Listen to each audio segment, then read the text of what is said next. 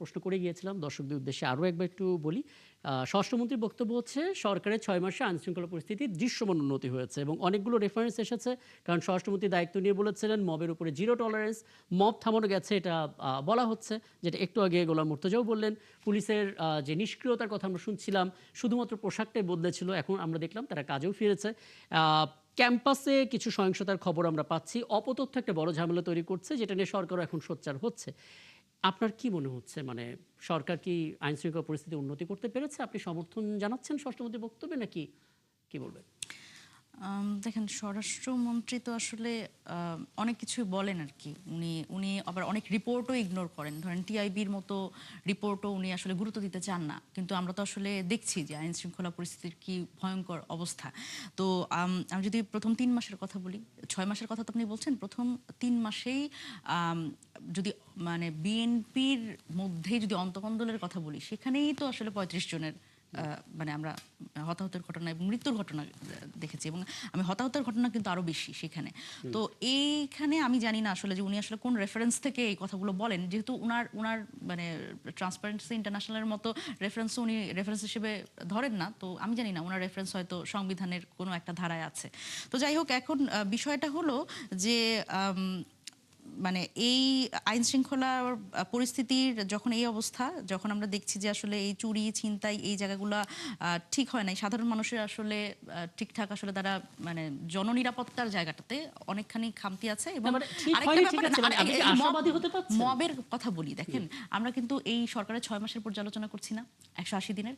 এর মধ্যেও তো আমরা মাজার ভাঙার ঘটনা দেখেছি। সুতরাং এইখানে আসলে কি ব্যবস্থা গ্রহণ করা হয়েছে এই জায়গাগুলোতে কিন্তু মানে প্রথমে যখন এই ধরনের ঘটনা ঘটে কিছুদিন এটা নিয়ে আলোচনা হয়, আপনাদের টকশোতে এসে আমরা কথা বলি, কিন্তু পরবর্তীতে কিন্তু এর বিষয়ে কিন্তু কাউকে চিহ্নিত করে তাদের ধরার বিষয়ে কিন্তু আমরা সেরকম দেখি না। এবং এই জায়গাগুলোতে আমার মনে হয় যে সরকারের আরো বেশি উদ্যোগী হওয়া প্রয়োজন 6 মাসে।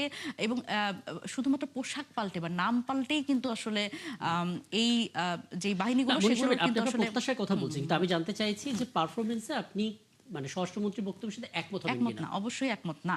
কারণ এটা তো আসলে দৃশ্যমান, উনি বললেই তো আসলে বাস্তবতাটা পরিবর্তন হয়ে যাবে না, এটা আপনিও জানেন। তো এই জায়গা থেকে হচ্ছে জননিরাপত্তায় আরো বেশি উদ্যোগী হওয়া প্রয়োজন। এবং যেভাবে করে আসলে ইগনোর করা হচ্ছে সত্যিকার যে চিত্র, সেই চিত্র আমার মনে হয় যে মাননীয় স্বরাষ্ট্রমন্ত্রীর আর একটু একটু মানে যদি আমি জানি না উনি পেপার পত্রিকা পড়েন কিনা, পড়লে তো আসলে এই অবস্থা হতো না। এবং গোলাম মুর্তজা কিন্তু মানে অন্তর্বর্তী সরকারের সেই সময়টার কথা বলছিলেন, আপনি যদি সেই সময়টার কথা বেস ধরেন তাহলে এখন তো সেটা তো কোনো স্ট্যান্ডার্ড না, আপনি সেটাকে স্ট্যান্ডার্ড ধরবেন। আপনি আরেকটা কথা বললেন যে ক্যাম্পাসগুলোতে আসলে ছাত্রলীগের সময় যে ঘটনাগুলো ঘটতো এখন কি তার থেকে কম কিনা, সেটা কি স্ট্যান্ডার্ড? ছাত্রলীগের আমল কি আমাদের জন্য স্ট্যান্ডার্ড? Of course not. সো আপনি তো একটা খারাপ প্রেসিডেন্সকে স্ট্যান্ডার্ড ধরতে পারেন না। আপনি তো নিরাপত্তা চাইবেন। আপনি যদি বলেন যে ক্যাম্পাসগুলোতে জগন্নাথ বিশ্ববিদ্যালয়, বেরোবি, ঢাকা আলিয়া মাদ্রাসা, এইখানে এবং হাসপাতালে পর্যন্ত হামলার ঘটনা আমরা দেখলাম, এই শুধুমাত্র ক্যাম্পাস দখলের যে সংস্কৃতি আমরা ফেলে এসেছি সেই সংস্কৃতি তো আবার চলে আসছে। তো সেই জায়গা থেকে পুলিশের কি ভূমিকা আপনি বলেন তো? এবং আমরা দেখেছি যে আমাদের বিরোধী মতের উপর হামলার সময়ও পুলিশ সার্কিট হাউসের ভিতরে হামলা করা হয়, সেখানে আসলে পুলিশের কি কাজ? পুলিশ কিন্তু, এবং আপনি দেখেন যে একটা মামলা করার জন্য আসলে সাধারণ মানুষকে সেই ঝক্কি পোহাতেই হচ্ছে কিনা, এই জায়গাগুলোতেই তো আমরা আসলে প্রশ্ন করব। বা আমরা তো দেখবো পরিস্থিতির উন্নতি হলে তো আসলে সাধারণ মানুষের উপর যখন আমরা আসলে জানার চেষ্টা করছিলাম তখন পক্ষ বিপক্ষ নানা কথা শুনতে পাচ্ছিলাম। এনসিপি দিক থেকে বলা হচ্ছে হামলা হয়েছে, আর যারা হামলা করেছে বলা হচ্ছে এনসিপি দিক থেকে তারা বক্তব্য দিচ্ছে যে উস্কানি দেওয়া হয়েছে।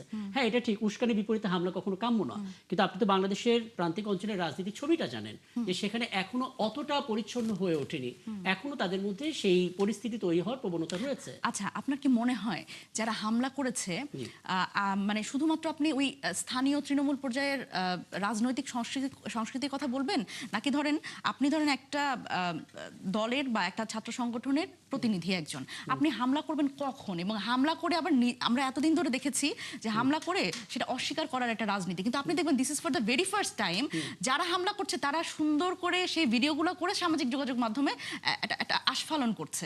তাহলে এটা কখন হয়? এই মনস্তত্ত্ব কখন তৈরি হয়? যখন একজন রাজনৈতিক কর্মী সে যখন বোঝে যে আমি একটা হামলা করলে আমার হয় এটা আমি রিওয়ার্ডেড হব, অথবা আমার যে পথটা আছে সেই পথটা চলে যাবে না। সুতরাং এই যে আবার ছাত্র প্রতিনিধিকে বা ছাত্র সংগঠনকে পেটোয়া বাহিনী হিসেবে তৈরি করার যে প্রবণতা, এই প্রবণতা তো আমরা আবার বিএনপির মধ্যে দেখছি, সরকারের মধ্যে দেখছি। অনেকগুলো সুতরাং point এই বলেছেন, জায়গাতে জি। তো আসলে আমাদের কোনোভাবে কম্প্রোমাইজ করার সুযোগ নাই, কারণ এই যে রাজনৈতিক সংস্কৃতি পরিবর্তন হওয়ার কথা বারবার করে বলছি, এই জায়গাগুলো পরিবর্তন না হয়ে তো আমরা আবার পেছনের দিকে হাঁটছি, তাই কি না?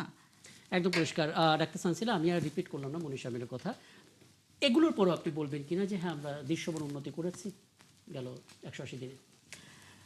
দেখেন, আপা যেটি বললো সেটি হচ্ছে ছোট ছোট যে কমপ্লেনগুলো, যেমন উনি ফ্যামিলি কার্ডের কথা বলেছেন, যেখানে হচ্ছে অনেক মানে দুই পক্ষের মধ্যে অনেক হামলা মানে মারপিট হয়েছে এবং ইউএনওরাও অনেক অপদস্থ হয়েছেন। সেখানে অ্যাকচুয়ালি প্রবলেমটা হচ্ছে যখন ফ্যামিলি কার্ডের সুপারভাইজার পদে কোনো ফ্যাসিস্ট বাহিনীর কোনো কর্মীর নামটা চলে আসে, তখন কিন্তু বিএনপির কর্মীরা যারা তারা কিন্তু চুপ থাকবে না। আচ্ছা। ঠিক আছে, এখানে কিন্তু ব্যাপারটা তাই হয়েছে। আবার ধরলেন ওই যে খাল খনন কর্মসূচি নিয়ে বলা হলো ব্যাপক দুর্নীতি। আমার একটা নির্বাচনী এলাকা আছে, আমি কিন্তু ত্রয়োদশ জাতীয় সংসদ নির্বাচনে নির্বাচন করেছি শেরপুর সদর থেকে।